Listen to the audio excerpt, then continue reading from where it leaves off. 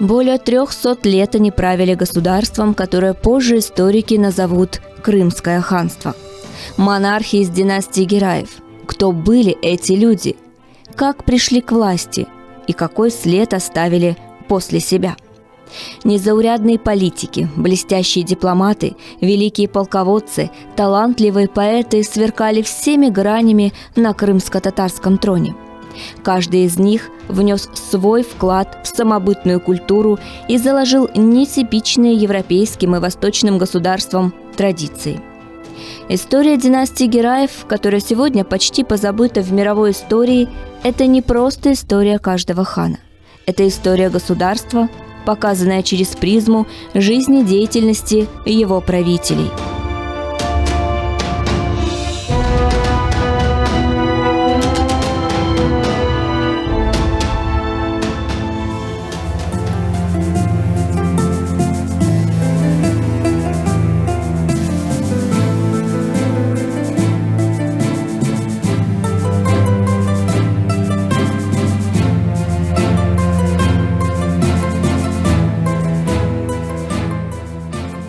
В конце весны 1584 года Ислам Герай прибыл в Кефе.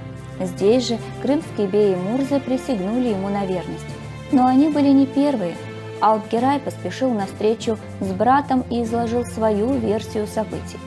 Ислам Герай поверил в версию Алпа-Герая и провозгласил его своим колгой. Такая дерзость возмутила беев, но идти против воли нового хана они не стали.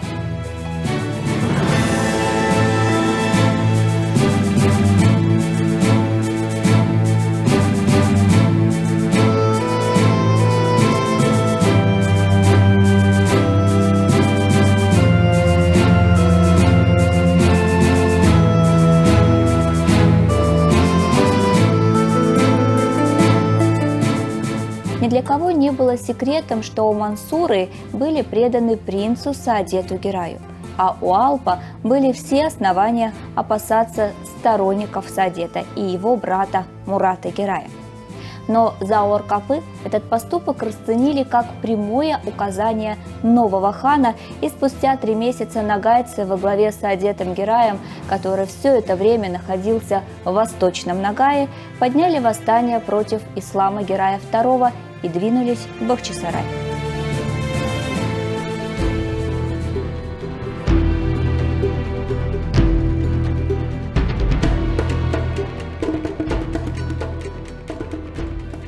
Мятежники беспрепятственно прошли через весь полуостров. Их приветствовали жители Крыма. Ведь они знали Саадета и представления не имели, что из себя представляет Ислам Герай.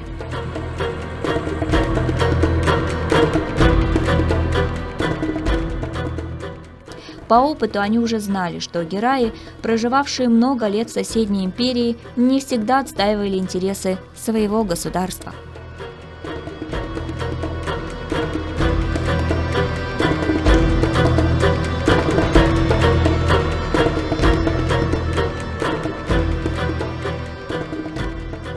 Для хана, Калги, беев и мурз стало полной неожиданностью появление Саадета Герая в сопровождении целой армии нагайцев в предместье Бахчисарая.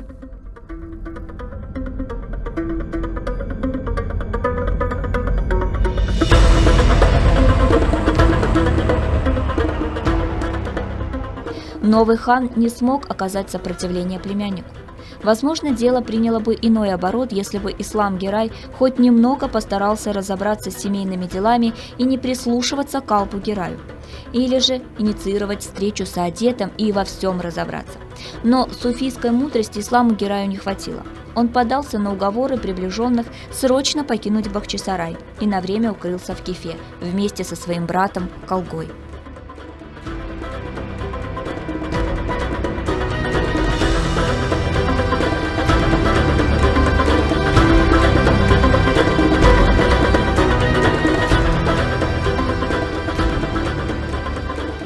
Когда Саадет Герай узнал, что хан покинул столицу, он беспрепятственно вошел в город и занял дворец. Беи были вынуждены признать в нем лидера, и уже осенью того же года в Эски-Карыме стали спешно готовить церемонию к избранию нового хана в лице Саадета Герая II. На празднество не было времени, так как Саадет и его брат Мурад Герай готовились к осаде Кефе. Тогда осенью 1584 года никого не смутил тот факт, что в ханстве наступило время двоевластия, и это могло расколоть страну на два противоборствующих лагеря.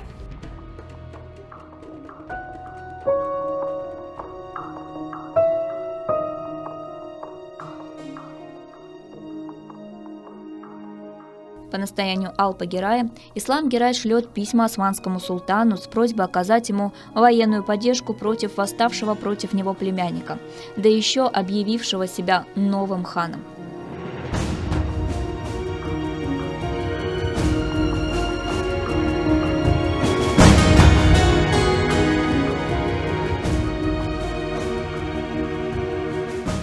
И султан Мурад III откликнулся. Он прислал к Кефе своих янычар. Но в открытый бой против крымцев янычары не пошли. Осада Кефе длилась около 3 месяцев. В этот же период Саадету поступило предложение от запорожских казаков, которые были готовы заключить союз с ханом Саадетом Гераем II и встать на защиту его интересов.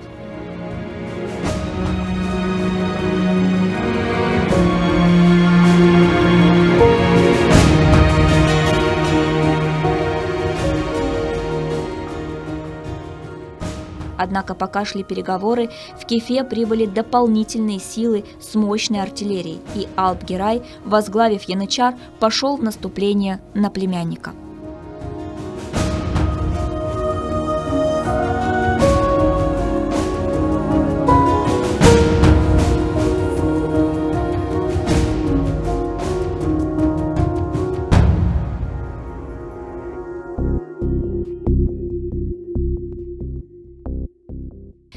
Саадет проиграл битву за трон и был вынужден снова уйти за Оркапы.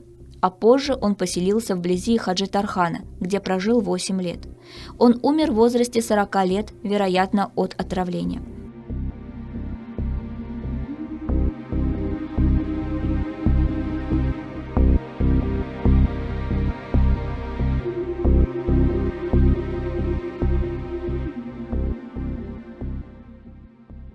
После себя он оставил 4 малолетних сыновей – Девлета, Кумыка, Мухаммеда и Шагина Герая.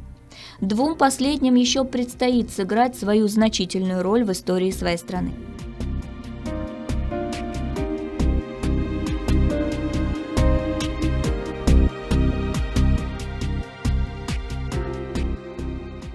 Его дети и жена Иртуган-Султан некоторое время находились под опекой его младшего брата Мурада Герая, пока тот при неясных обстоятельствах не умер.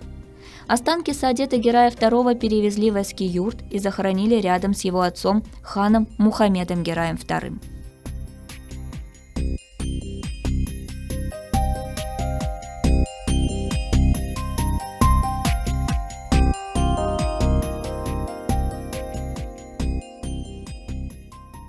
Казалось бы, Ислам Герай II Дервиш одержал победу.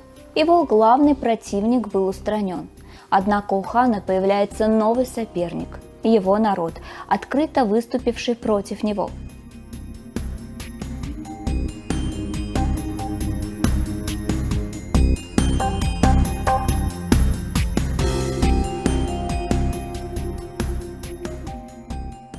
Хану Дервишу потребовалось больших усилий, чтобы завоевать доверие своих подданных.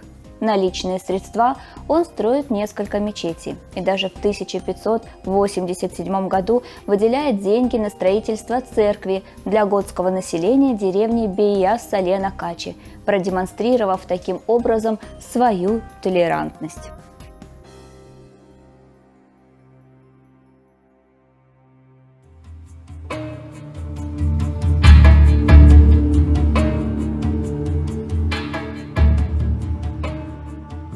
Крымскому хану удалось усмирить неспокойных татар Буджака, которые без его ведома вторгались в Молдавское княжество.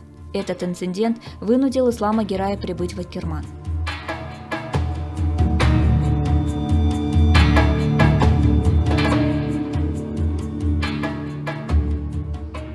Здесь, в крепости, к нему вынуждены были явиться организаторы и лично отчитаться за несанкционированный поход перед ханом.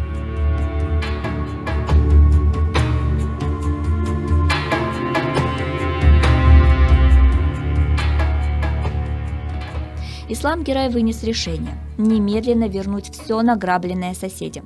Буджакцы подчинились. После этих событий авторитет хана возрос.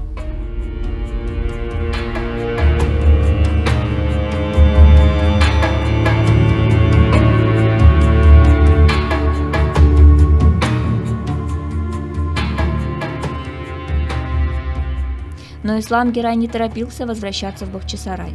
Он прибыл в Акерман вместе со своей семьей, 2 женами Озюм-Султан и Шефер-Султан, и братьями Алпом и еще совсем юным Фетхом Гераем.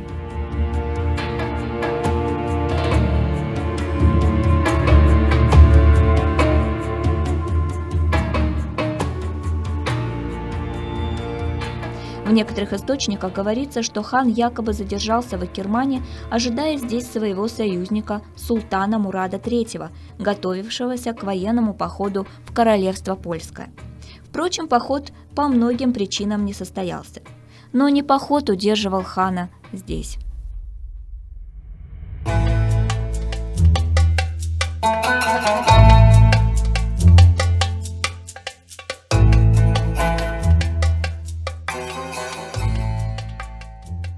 В Акермане был крупный суфийский центр. Ислам Герай сблизился с рядом ученых-мистиков этого центра, близких ему по духу. Он пожелал остаться в Акермане на некоторое время. Однако Ислам Герай II Дервиш больше не вернулся в Бахчисарай.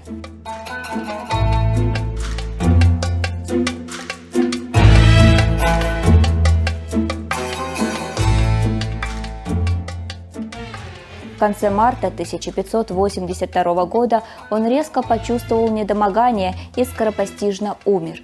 Причины смерти неизвестны, однако рядом с ним постоянно находился Алп Герай, который все это время мечтал сместить своего брата Суфия с трона.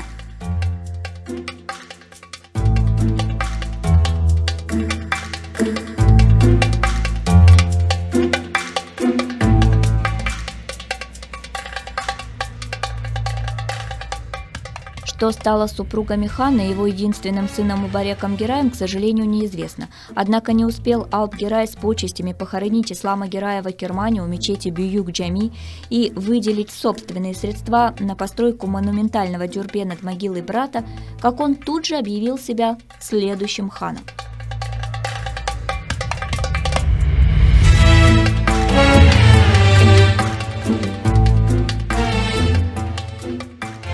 К сожалению, дюрбе Ислама Герая II не сохранилось.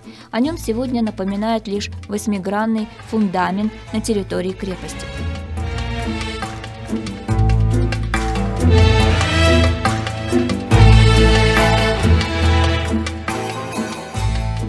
Пожалуй, это единственное доброе дело, которое совершил Алп Герай, или же этим жестом загладил свою вину перед исламом.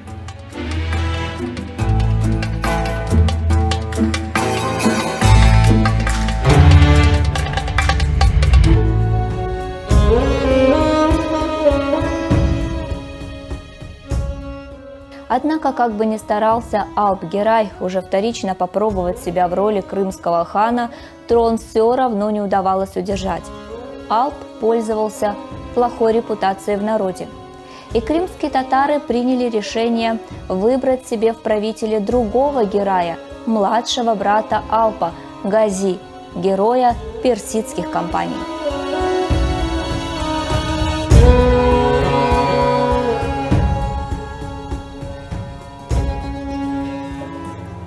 К сожалению, ислам Герай II, как хан сильного государства с мощным военным и экономическим потенциалом, не проявил себя как политик, стратег или военачальник.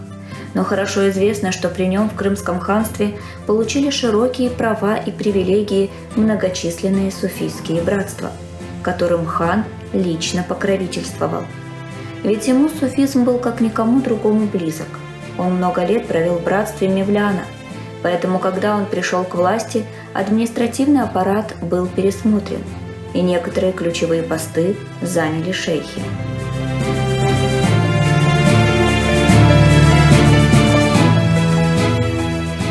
Наиболее близок был к нему Абдурахман Эфенди из рода Ахмеда Есеви. Его он сделал аталыком своего единственного сына Мубарека Герая. Что же касается его прямых обязанностей править страной, то либо ему просто не хватило времени, либо быть правителем было не его призвание.